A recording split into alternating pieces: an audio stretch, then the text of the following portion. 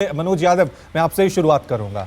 2019 में जब आप चुनाव लड़े हुए थे तब बिखरा हुआ विपक्ष था, बीजेपी बहुत मजबूत थी, लेकिन इस बार पिछले 2-3 महीनों की बात करें तो विपक्ष एकजुट नजर आ रहा है। राष्ट्रपति के मुद्दे पर बाइकआउट किया, 21 दलों ने बाइकआउट किया। अध्यादेश के मामले में केजरीवाल जहां जा रहे हैं उनको समर्थन मिलता हुआ नजर आ रहे हैं। तो किस तरह से देख रहे हैं इस विपक्षी एकजुटता को लेकर? बीजेपी के पास क्या जवाब होगा? देखिए रवि जी, जिस तरह से भारत सरकार ने 9 साल के अंदर माननीय नरेंद्र मोदी जी के नेतृत्व में जो नए नए कीर्तिमान स्थापित किए और जन कल्याणकारी जो योजनाएं चलाई है, लाभार्थी योजनाएं चलाई है, निश्चित रूप से वो लेकर के हम जनता के बीच जा रहे हैं। आज भी प्रेस कॉन्फ्रेंस देश भर में होने वाली है कि कितने बड़े बड़े कीर्तिमान स्थापित करने का काम किया, चाहे 370 हो, ट्रिपल तलाक हो, अयोध्या का राम मंदिर हो, चाहे नई संसद भवन हो, चाहे टॉयलेट देने की बात हो, चाहे हमने घर घर बिजली पहुंचाने की बात की हो, चाहे 18,000 गाँव तक बिजली पहुंचाने का काम हो, आयुष्मान भारत योजना हो, तो अनगिनत ऐसी योजना है जो जिनको लेकर के हम जनता के बीच जाएंगे, चाहे विदेश के अंदर भारत का टंका बजाने की बात हो। अब आते हैं विपक्षी एकता की बात करते हैं। रवि जी, आपको ध्यान में होगा कि 2019 के अंदर भी इसी तरह का गठबंधन बनाया गया था। आपने देखा होगा कि किस तरह से उत्तर प्रदेश के अंदर एसपी, बीएसपी और आरएलडी का गठबंधन बना था। किस तरह से आपने देखा होगा कि महाराष्ट्र के अंदर भी एनसीपी के साथ में गठबंधन बना हुआ था कांग्रेस पार्टी का। इसी तरह से आप तमिलनाडु में देखिए, कांग्रेस पार्टी का डीएमके के साथ में वहां पर गठबंधन था। तो लगातार ये गठबंधन रहा है। केवल एक जगह गठबंधन 2019 में नहीं था, जो हमारे सहयोगी रहे हैं, जो जेडीयू के नीतीश कुमार जी, इसके अलावा नहीं था। लेकिन मैं इसके बारे में स्पष्टीकरण कर दूं कि देखिए, आखिर कितने चाणक्य है और फिर चंद्रगुप्त कौन, ये भी एक बहुत बड़ा सवाल है।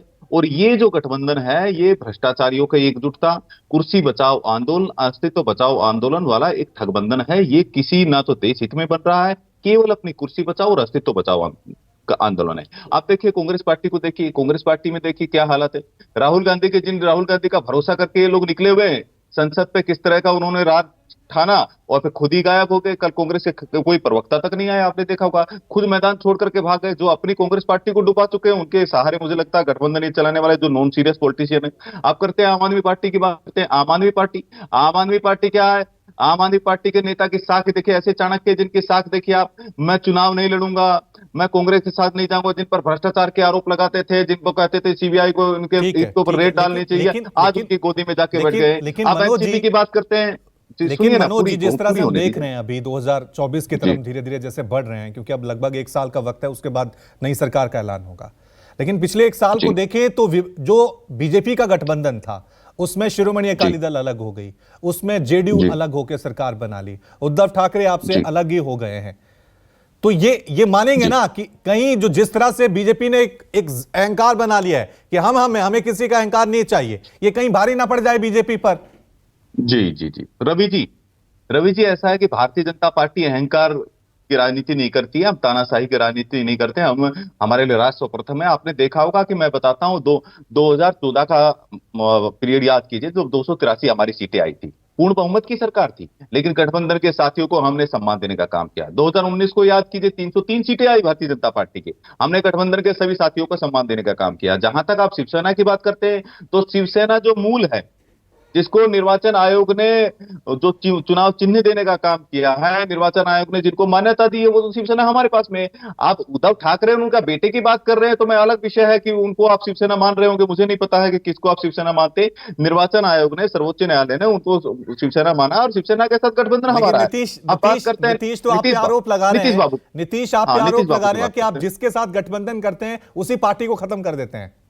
नहीं, नीतीश बाबू की बात करते हैं। नीतीश बाबू तो ऐसे पलटू मार चाचा है कि खाली खुद क्रीज पे खड़े रहते हैं, सामने वाले को ऑल आउट कराते रहते हैं, सबको आउट कराते रहते हैं। ऐसे पलटू मार चाचा है कि आज तक चुनाव नहीं लड़े हैं। ऐसे पलटू मार चाचा है कि 2014 में, आपको याद कीजिए, 2014 में गठबंधन बनाया था उन्होंने, आरजेडी के साथ गठबंधन था, कांग्रेस पार्टी का और नीतीश जी का, 2 सीटें उनको आई थी। उसके बाद में आप देखिए कांग्रेस पार्टी को कितनी सीटें आई थी, कांग्रेस को भी 2 सीटें आई थी बिहार के अंदर, 4 सीटें आरजेडी की आई थी।